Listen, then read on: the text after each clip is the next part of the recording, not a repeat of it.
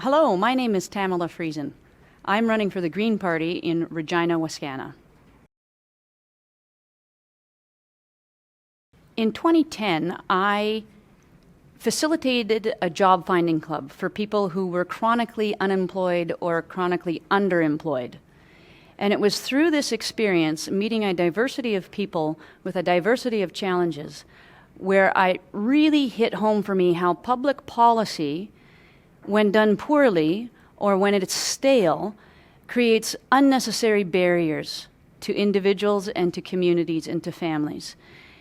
And if it's about policy, that means that we can change the policy. We can bring living, breathing policy to life that, rather than creating barriers, creates a firm foundation and an infrastructure for individuals to contribute to their communities so that individuals and communities can thrive. The example that I think of most often is the time when we actually found a job placement for a single mom. We had cash in hand to pay for for-profit childcare, but we couldn't find a space. And so she still had to stop the job, not take the job, so that she could stay at home with her child. The issues I care about most is, one, fixing the system. I hear the frustration every day on the doorstep about how people are tired of politics, they're tired of politicians, they're tired of all the promises. And for me, that's about a systemic problem. We created this system in 1867. It's a model that worked great in 1867 for at least men, because women couldn't vote under the system, so we've changed it and tweaked it. We need to break it, and we need to rebuild it. And we need to rebuild it in a way that works for Canadians, that forces politicians to work together. It's kind of like the housekeeping that has to be done before we can actually start getting effective at pursuing what matters to us. I hear this all the time. I hear frustration with the system. If I don't vote for the guy that wins in the party that wins, I don't feel like I get heard for the next 4 years. They can just run, whoever's in power can just run with whatever they have. We have Western alienation as well. It raises its head regularly.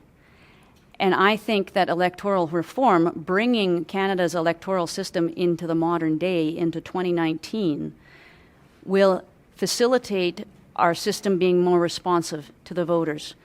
39% of the vote equals 39% of the seats, equals a requirement that all the parties work together to come up with a policy that's going to last. No more of this one policy here for the 4 years they're in. Next guy comes in, I don't like that. They rip up all of that investment and reinvest, wasting dollars, going back and forth and back and forth. If we're forced to work together and to negotiate together and to raise the power of the West and of our own neighborhoods in Ottawa, then we come up with plans that can last for generations into the future. I plan to work well with other political parties. I want to follow my mentor, Elizabeth May, whose personal strategy is, first off, to respect the human being in front of her, to identify with that person that she's talking with, regardless of their political stripe, what matters to them, what our common goals are, where we're headed together, how we can get there together. When I go to work in the morning at the University of Regina, I am expected by my employers to work collegially with my colleagues to get the goal done. I think as Canadians we can demand that our politicians do the same thing. We have the same goals. We want a vision for Canada. We don't need my vision for Canada. We don't need his vision for Canada. What we need is to come to the table together, represent all of the diversity of Canadian voices, and come up with a Canadian vision for Canada and strive towards those goals.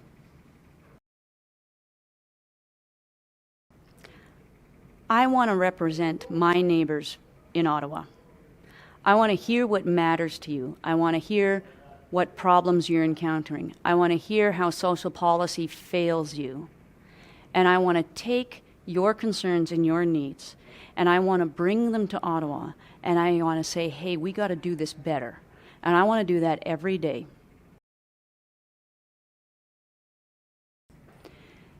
First of all, thank you for thinking through how you want to vote. Thank you for being considerate about it. I'm seeing that more and more on the doorstep. People want to make a good decision with their vote. Clouding the matter is this long-time idea of strategic voting. Here's the real name for it. It's fear-based voting. It's a boogeyman in the closet. It's not even real. And just pause for a moment and think. How well has the strategic vote served you? It's not working. It never has, it never will. A strategic vote is a vote for first past the post. It's a vote for same old, same old. And the party that you vote for strategically will run with that vote and assume that you love them and will take that as a mandate to do whatever they want. What we really need to do is figure out what matters. What matters to you? Find that out. Find out which party is offering that. And vote for what matters for you. There's no time like the present. And it's the only way to actually get what matters to you. It's the only way to have a chance to get what matters to you. And so I'm inviting you to find out what matters to yourself, to realize that oftentimes the Green Party has that idea that addresses what matters to you, and to take the risk and to say to the system, this is what I really want.